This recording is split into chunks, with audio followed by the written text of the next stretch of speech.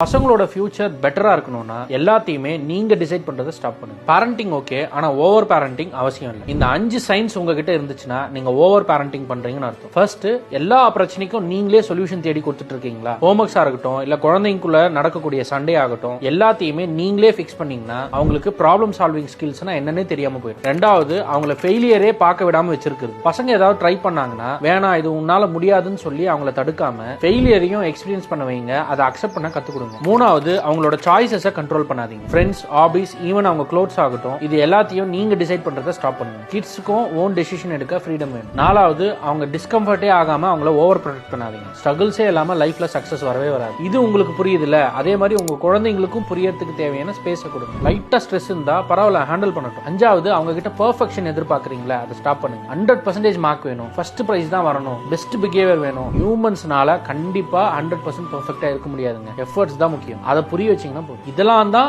Over பேரண்டிங்கான science. இதெல்லாம் உங்ககிட்ட இருந்துச்சுன்னா இப்பவே ஸ்டாப் பண்ணிட்டு இந்த மிஸ்டேக்ஸை லைஃப் டைமுக்கு அவாய்ட் பண்ணிடுங்க. உங்க குழந்தையோட ஃபியூச்சர் பெட்டரா இருக்கும்.